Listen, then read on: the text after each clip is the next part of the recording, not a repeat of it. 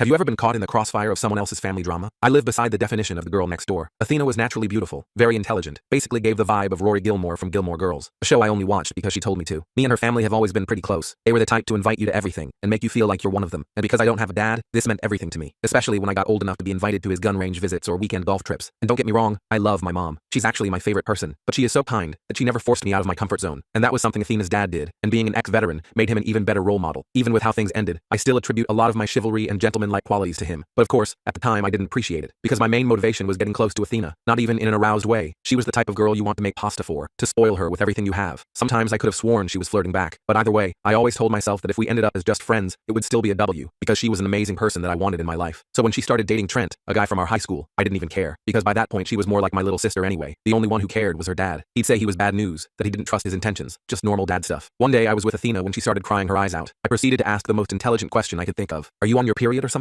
She just stared at me, before crying 10 times harder. She didn't say anything, just left to go to the bathroom. And when she returned a few seconds later, she had sticks in her hands. Like, those blue and white clear blue sticks. There must have been like 10 of them, all with double lines. I honestly couldn't even look at her, not because I was judging, but because I was a 16-year-old boy with the emotional capacity of a chicken nugget. That's when she pulled out her big black iPhone and went on to Snapchat. There it was. The arrow beside Trent's name was gray. He had blocked her. My stomach twisted, and I gently took the phone from her and read their texts. I'll summarize. His final message read, "What the actual F? I thought you promised you took plan B." That was it. Nothing else. She still hadn't said anything, and I swear I thought this was some weird prank. Athena? I know! It's awful! She interrupted before starting to cry even harder. I asked her if she told her parents yet, and that's when she finally revealed her ulterior motive. No, I was actually hoping you would do it for me. Her voice was meek, like a child asking their mom for a third scoop of ice cream. I wanted to bury my face in my hands, to sigh and pinch the bridge of my nose, but instead, I just nodded, because I knew she was right. It was better coming from me. I never knew that her dad would blame me. I began to zone out and think of how to do it. Can you please just do it right now, Daniel? I just want to get it over with. Her timidness had disappeared, and was now replaced with an anxious urgency. My face contorted into a completely straight face, like the emoji. I grabbed the sticks, and went downstairs. Her mom wasn't home, but her dad was. His mouth stretched open so wide I thought his jaw would break. His eyes practically popped out of his skull. "Trent?" was all he could manage to say. I nodded, and his fists immediately clenched as he grabbed his keys to go find him, but I stopped him. "Sir, can I give my 2 cents?" The word sir immediately disarmed him as much as I'd hoped, so he let me continue. "I think you should just focus on comforting Athena. She's very scared right now." His fists loosened. He put his hand on my shoulder and just nodded. "Son, can you stay the night tonight?" he asked. The house was tense, and I knew my mom would let me, so I agreed. I slept on Athena's floor that night just listening to her cry, because she kept telling me to leave her the F alone. The next day, her dad woke me up at 5 a.m. and pulled me into another room. "Son, you come from a good family. Me and my wife see you as our own." I furrowed my eyebrows, not liking where things were heading. "I'm getting old, son. I won't be around to keep Athena safe forever, let alone her baby." He took a deep breath, and again put his hand on my shoulder. "Sometimes in life, you have to be a man, and take care of what's yours." Confusion flooded my brain. "Sir, I'm not raising Athena's baby. You know I want to join the Corps." "What?" Suddenly his fatherly love was replaced with anger. "After everything? I didn't know your beach mother raised a puss." I immediately clocked him. Ex-veteran or not, there was no way I'd let someone say that about my mother. I pushed him off me as hard as I could and stormed out, but little did I know, her dad wouldn't let me get away so easily. The rest of the full video is on my channel and linked below.